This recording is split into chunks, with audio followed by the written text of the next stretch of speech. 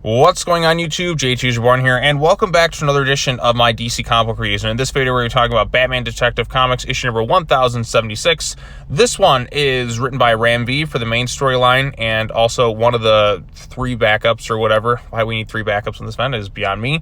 And then Dan Waters also did two little kind of side backup storylines within this thing as well. And we have multiple artists involved on this particular comic book. But this is the start of a bi-weekly event, I'm guessing, because that's exactly what we need right now is more events. But then again, like, this is all really kind of like one continuous storyline. I mean, this has been a very, very slow-paced storyline with the whole Orgham families and the Arzans and all that other stuff. I mean, Batman's getting possessed here still by the Azmer. Bruce Wayne, in terms of like everything going on this past year, I think I've mentioned this in a couple of issues, has been possessed so many times that I have lost count. I mean, what is it, like Neza, you have Barbados, you had Deadman take control of his body, and then you have the Azmer stuff, and Zurana, and all that. So, like, Bruce Wayne's mind has been through absolute hell lately. Oh, yeah, we also have, like, the Nightmare Stone stuff with, you know what? I'm already drawing a blank on the Night Terrors villains' names. But, yeah, so you have so many times where Batman's getting possessed by different things. And it's just gotten, like, to the point of just the absolute extreme. But this storyline's still going on. It's a very slow pace. But anyways, Batman was getting set the stage to be hanged in the middle of Gotham City.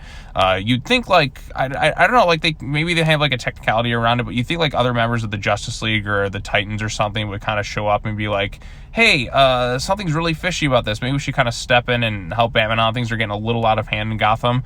Or, you know what, Dick Grayson's the head of the Titans, and they seem to, like, I was reading, like, the most recent issue of Titans, and the Titans have kind of taken over Bloodhaven and seemingly kind of clean up, like, every little mini tiny criminal act, if you will.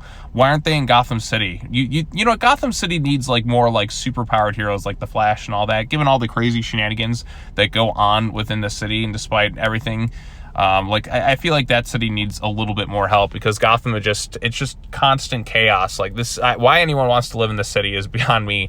It is the absolute worst city to live in with all these, like, different stuff going on.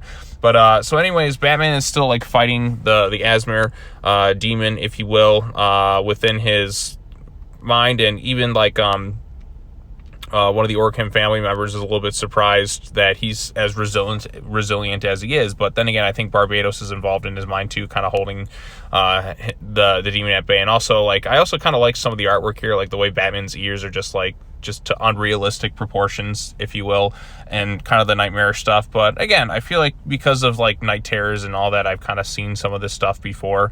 But he's still kind of fighting this stuff. And then, of course, you have Selina Kyle. I know the last issue that I just covered today, which is the Batman Catwoman Gotham War, which was not a very good event. This event is better than Gotham War. I will say that. There's some more interesting stuff at play, and there's more focus with this event. So, like, this is directly after that. So this is, like, set after Gotham War. So if you want to know what happens next, this is the one to kind of pick up. It's set a little bit after. So Selina Kyle's back. Some mysterious assassin type figure kind of gives her some clues and hints about, like, hey, you got to rescue this guy.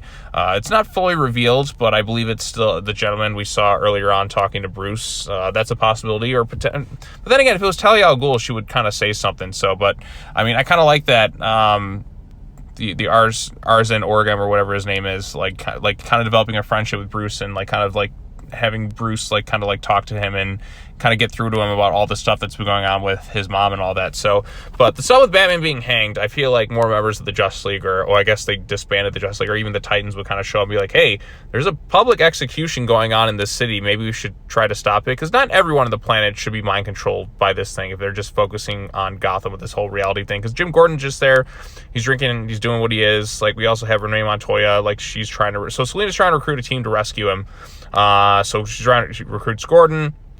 There's, like, Renee Montoya. Azrael kind of gets involved. So, yeah, there's all these people there. And then she also tries to get Poison Ivy on her side, and that's kind of the end of that first storyline. And then the second storyline is a Renee Montoya focused storyline about her as the Question. That one's written by Dan Waters. So, I mean, like I said, it's kind of okay. Not much interesting really happens in there. Then the third storyline is the storyline focused on, I mean, I wasn't really too huge an art of the Christopher Minton art style right here. I don't know, it just didn't look as pristine and clean as some of the other artists with that DC Comics. So, not to say it's, like, terrible, but it's not really my favorite. Then we have the third storyline, also written by Dan Waters. This one looks a little bit better. You have Vengeance, and you have all these weird, like, whatever that guy's name is, with him. I'm drawing a blank on his name. He's like the Midnight or whatever his name. I'm drawing a blank. But anyway, so you have Azrael there. You have Vengeance, Bane's daughter. And the only interesting thing really about this little section, if you will, is the ending reveal is that Azrael finds the bat suit. So we're kind of going back maybe into a little, where Azrael takes up like the bat mantle again while Batman's under like the influence of all this. And maybe that's going to be their kind of out of like, hey, wait a minute, this isn't really Bruce Wayne. That's the real Batman right there doing his stuff. So I think that could be interesting. Maybe Azrael dies in this thing. I don't exactly know. And then the final storyline is just like a quick 2-page thing written by Ram V, who also did the art on it as well. And the artwork's kind of interesting, but again, it's only 2 pages. It doesn't really like, it's so quick and brief, you don't really need to read it, I say. And again, this is a pretty overstuffed like issue of Detective Comics. I'm kind of surprised like as much as like was crammed into this thing as there was, but again, we're still kind of like moving slowly in terms of pacing for this storyline. Like, this is a big, huge, long-term storyline that we've gotten, and maybe at some point I might go back and reread like the whole thing from the beginning. I think it'll probably flow better, but I think because it's been going on for so long, I have begun to lose a little bit of interest in it. Like, there's some neat ideas in that, and that I kind of like about it, but at the same time, it just, some of it feels kind of repetitive given all the stuff that's been going on at DC Comics. Like, we have Batman battling over control of his mind yet again. We've had this storyline happen multiple times this past year from different creators, and again, it feels a little bit kind of tiresome given how many times Batman's brain has been possessed. And maybe after this, he definitely should go on vacation, have somebody else take over. I get he's Batman, he's always going to keep fighting, but he needs a little bit of time to recover. I mean, he lost his hand, which I don't know if that's really even addressed in this thing. Like, he's lost his hand, he's had all this stuff time after time after time after time, and just he can't get a break at this point. I mean, he is like a broken man. They put Batman through hell, and of course, like, he doesn't even have his like cool Wayne Manor, he doesn't have Alfred anymore, he just doesn't have all these other different things that he should have. So in terms of like this compared to Gotham War, like I said, I think this one's a better comic book, and I think the storyline's been more interesting and doesn't have the characters like as dumb as they were in that event. So this one's a better storyline than that. Like, the writing, artwork, sometimes Gotham War actually looked better. Like, when you have Jorge Jimenez like doing the artwork, I mean, it's hard to like top that, unless of course you're maybe like a Dan Moore or something. But in terms of just like this particular storyline, yeah, it feels like the pacing of it has just been going on for so long at this point. But again, at least it's focusing on like one storyline instead of just jumping around like a few other things. It's just, we're taking our sweet ass time to kind of get to the conclusion of this thing. And again, maybe it'll be like kind of wrapped up by the end of this whole 5-week bi-weekly event, if you will.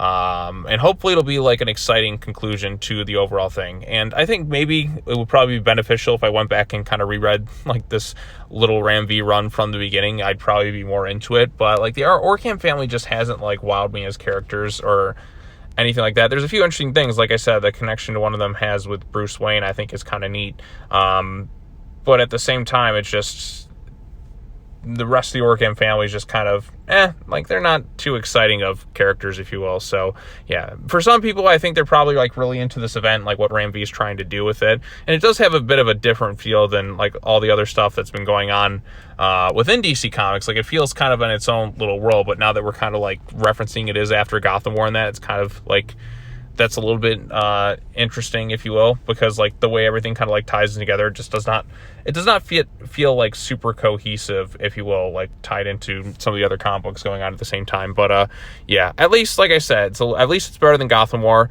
Is it like amazing or anything like that right now? I don't know. I feel like I've just kind of lost interest in it for the most part, but I'm still kind of trying to stick through to the end. And maybe if I did reread it like from the start to kind of get to this point now, I'd be a little bit more into it, because again, it's been going on for so long and it just has not wrapped up or anything like that. I've kind of just lost interest in a lot of it at this point. So, and plus, like I said, it's a lot of the same stuff we've seen before. Batman's mind's getting possessed. I mean, we've got a storyline going on in the other main Batman comic book right now with Zur-En-Ah taking over his mind, and then now we have Barbados and the Azmer demon and all that's going on as well. So, like I said, it feels a little bit tiresome, a little bit repetitive in that regards, but this one's kind of handled more of like a gothic, like operatic feel to it. So I like the covers in all these Detective Comics issues. I think that's kind of cool. But there are a few questionable things as well. Like I said, I feel like with Gotham getting taken over again, that at least like one hero should kind of show up and be like, hey, they're going to publicly hang Batman. Maybe we should, I don't know, do something about it, unless like the reality machine or whatever is like influencing everyone outside of Gotham City. But then again, like, why would the Orghams just focus on taking over Gotham when they can kind of take over the whole world, if you will, their little reality like bending machine? But not everyone's affected by it too. So I don't know, it just kind of raises a couple of questions in my book. But hey, it is what it is, I suppose. But anyways, that's all I have to say about this particular video. Thanks so much for watching. Happy Halloween to all of you watching this on October 31st. I hope you all have a fantastic holiday, and I'll see you all in the next video. I think tomorrow I got like 2 Godzilla Focus videos coming out. I did want to do a Halloween special this past year, but unfortunately, like, due to scheduling issues with some of the other parties involved, the Halloween Ends video has pretty much just been kind of delayed until we can all kind of get together to film this thing, because we wanted to go all out with this video, and given like who's involved and such, it's just going to take a while. So, and I want it to be kind of cool and exciting. So whenever that video comes out, it'll come out, but I am excited for when we eventually kind of wrap up that series. I wanted to have it done today and out, like, premiering tonight, but sometimes life gets in the way and it just kind of sucks. But hey, you know what? It is what it is, I suppose. But anyways, thank you all so much for watching. Take care now. Bye-bye then, and I will see you all in the next video. Peace out.